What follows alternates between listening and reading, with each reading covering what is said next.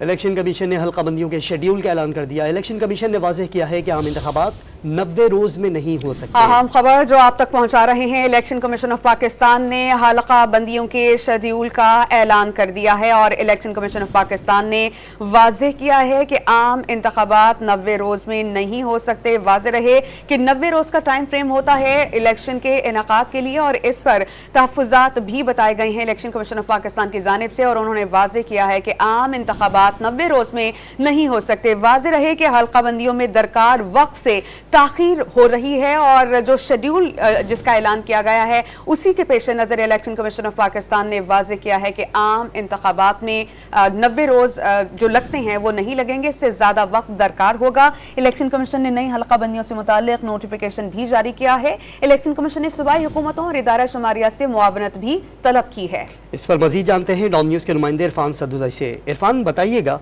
क्यों यह मौक़िफ़ सामने आया कि आम इंतखाबात 90 रोज में नहीं हो सकते इलेक्शन कमीशन की जानिब से?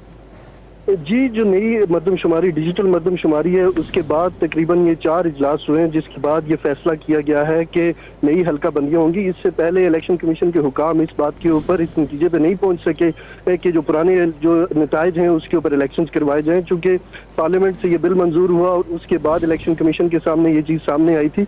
तो काफी गौर व गौज के बाद आज उन्होंने ये फैसला किया कि जो इंतखाबात हैं वो नई हल्का बंदियों के ऊपर होंगे और इसमें 90 दिन से ज्यादा वक्त लगेगा। तो इलेक्शन कमीशन ने आज जो हल्का बंदियां हैं उसका शेड्यूल जारी कर दिया है और उन्होंने ये कहा है कि नई हल्का बंदियां करने का फैसला किया गया है। तो इलेक्शन कमीशन का जो नई डिजिटल मरदमशुमारी है उसकी जो इशाअत हुई है उसके नताइज के मुताबिक अब नई हल्का बंदियां होंगी। जी।